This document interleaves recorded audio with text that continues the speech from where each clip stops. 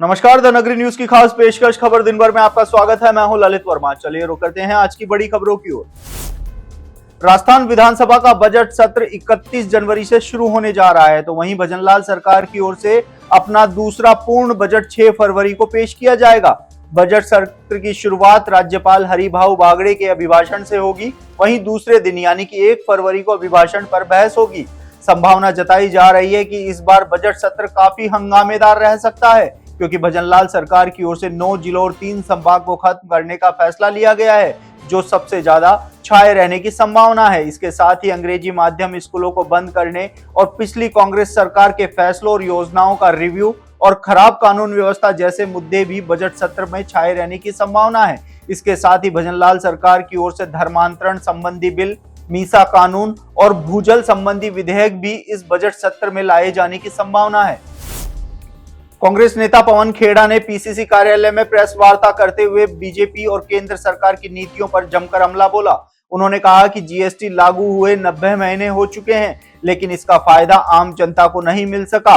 उल्टा गरीब, मध्यम वर्ग और छोटे व्यापारियों पर बोझ बन गया है। वहीं उन्होंने आरोप लगाते हुए कहा कि जीएसटी की अलग अलग दरें आम आदमी के लिए जटिलता बढ़ा रही है।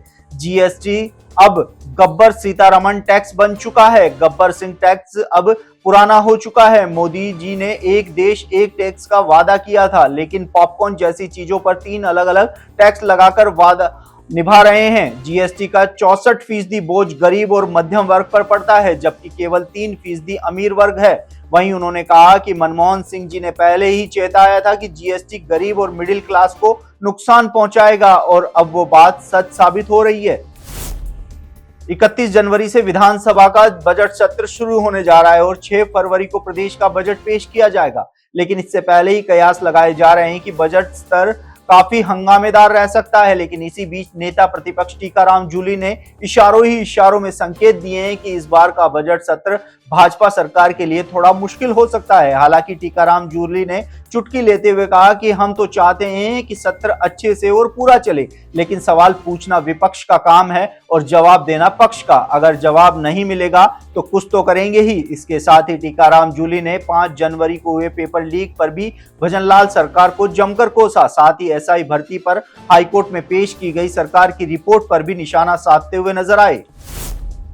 एसआई भर्ती 2021 को लेकर पिछले 1 साल से चले आ रहे तमाम कयासों पर अब विराम लगता हुआ नजर आ रहा है। हाईकोर्ट में आज हुई सुनवाई के दौरान भजनलाल सरकार द्वारा पेश किए गए जवाब के बाद साफ हो गया है कि सरकार इस भर्ती को रद्द करने के मूड में नजर नहीं आ रही है। साथ ही हाईकोर्ट ने मामले पर मौखिक टिप्पणी करते हुए कहा कि भर्ती को रद्द करना या नहीं करना यह फैसला सीएम भजनलाल को करना है। इसमें कोर्ट कुछ नहीं कर सकता है, वो सिर्फ याचिकाकर्ताओं की याचिका पर सुनवाई करते हुए फैसला दे सकता है। वहीं सरकार ने कोर्ट में पेश जवाब में कहा कि उन्होंने करीब 40 ट्रेनी एसआई पर कार्रवाई की है। साथ ही मामले की जांच जारी है। इसके साथ ही कोर्ट ने मामले में अहम आदेश देते हुए एएसजी आरडी रस्तोगी को न्याय मित्र नियुक्त किया गया है। मामले से जुड़ी सभी फाइलें और डॉक्यूमेंट्स एएसजी को देने के आदेश दिए हैं। इसके साथ ही हाईकोर्ट ने भर्ती में किसी भी नए आदेश जारी करने पर रोक लगा दी है। मामले की अगली सुनवाई 10 फरवरी को होगी। प्रदेश में मौसम हर दिन करवट लेता हुआ नजर आ रहा है। बीते कुछ दिनों से जहां लोगों को सर्दी से हल्की राहत मिली थी, तो वहीं 2 दिनों से फिर से तापमान में गिरावट के साथ लोगों को सर्दी सताती हुई नजर आ रही है। इसके साथ ही 11 जनवरी से राजस्थान में एक नया पश्चिमी विक्षोभ सक्रिय होने के साथ ही फिर से कड़ाके की सर्दी लोगों को सताती हुई नजर आएगी। मौसम विभाग के अनुसार इस समय प्रदेश का मौसम मिला जुला दर्ज किया जा रहा है, लेकिन 11 जनवरी के बाद मौसम में बदलाव के साथ ही करीब 1 दर्जन जिलों में हल्की से मध्यम बारिश के चलते तापमान में गिरावट दर्ज होने की संभावना है। इसके साथ ही शीतलहर भी लोगों को परेशान करती हुई नजर आएगी। स्थानीय संघ स्काउट गाइड निवाई के स्काउट गाइड का दल आज मालपुरा में आयोजित अमृत महोत्सव जम्बूरी में भाग लेने के लिए रवाना हुआ। जानकारी देते हुए स्थानीय संघ निवाई के सचिव विष्णुकांत शर्मा ने बताया कि स्थानीय संघ निवाई के दल नेता शंकरलाल बलाई के नेतृत्व में 8 स्काउट दल, जिसमें 80 स्काउट और 4 गाइड का दल है। इसमें 40 गाइड शामिल हैं। दल के साथ 13 दल प्रभारी हैं। दल मालपुरा में आयोजित जिला जम्बूरी में भाग लेगा। इस जिला जम्बूरी को जिला स्तरीय स्काउट गाइड अमृत महोत्सव जम्बूरेट नाम दिया गया है। इस जम्बूरी में विभिन्न प्रतियोगिताओं का आयोजन होगा, जिसमें मार्च पास्ट, कलर पार्टी, अनुशासन और स्मार्टनेस, आपदा प्रबंधन, प्रदर्शनी, इको आदि का आयोजन होगा। स्थानीय संघ निवाई के दल का प्राचार्य एवं यूसीईओ निवाई प्रभारी सहायक कमिश्नर देवेंद्र पाल सिंह ने हरी झंडी दिखाकर दल को रवाना किया। जालौर जिले के रानीवाड़ा तहसील के डूंगरी गांव में वेलाणी पुरोहित परिवार की ओर से 7 दिवसीय श्रीमद् भागवत कथा का भव्य आयोजन किया जा रहा है, जिसमें संत कृपाराम महाराज द्वारा श्रीमद् भागवत कथा का वाचन किया जा रहा है। कार्यक्रम में जिले के कई जनप्रतिनिधियों, प्रशासनिक अधिकारियों और पुलिस अधिकारियों ने शिरकत कर कृपाराम महाराज का आशीर्वाद लिया।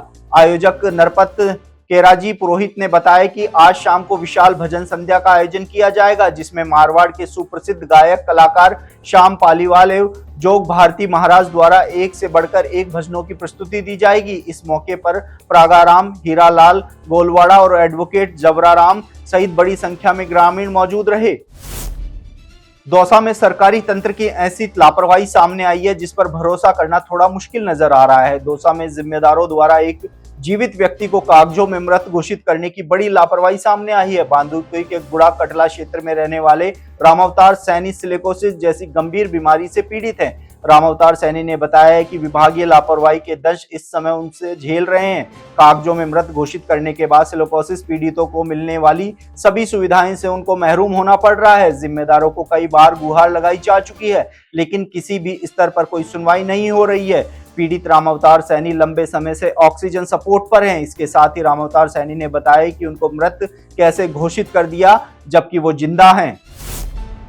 नियमित कंप्यूटर अनुदेशक भर्ती की मांग लगातार जोर पकड़ती हुई नजर आ रही है। लंबे समय से आईटी युवा बेरोजगारों की ओर से पत्र लेखन का काम किया जा रहा है, तो वहीं आज एक बार फिर से बेरोजगार नेता हनुमान किसान के नेतृत्व में आईटी युवा बेरोजगारों ने अपनी मांग पक्ष और विपक्ष के विधायकों तक पहुंचाने की कोशिश की। हनुमान किसान के नेतृत्व में विधायक अर्जुन लाल गर्ग, विधायक डॉक्टर रितु बनावत, बीजेपी विधायक गोपी चंद मीणा, विधायक संदीप शर्मा और शिव विधायक रविंद्र सिंह भाटी को ज्ञापन सौंपते हुए युवाओं की आवाज उठाने की मांग की गई।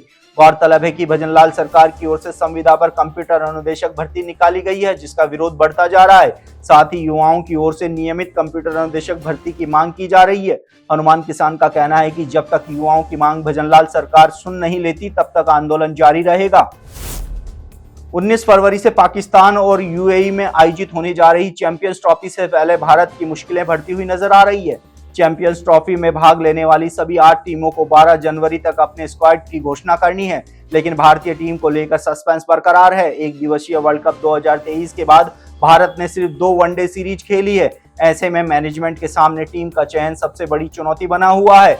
इस समय कप्तान रोहित शर्मा और विराट कोहली खराब फॉर्म से जूझ रहे हैं। हालांकि इसके बाद भी दोनों का टीम में शामिल होना निश्चित माना जा रहा है। वहीं दूसरी ओर बुमराह की जगह शमी का सामने तेज गेंदबाजी का प्रतिनिधित्व करना भी एक चुनौती साबित हो सकता है। वहीं मैनेजमेंट को केएल राहुल, ऋषभ पंत और संजू सैमसन में से 2 खिलाड़ियों का चयन करना है, जो टीम मैनेजमेंट के लिए एक बड़ी चुनौती बन सकता है। तो ये थी दिन भर की तमाम बड़ी खबरें। कल फिर से आपके साथ रूबरू होंगे, तब तक के लिए नमस्कार।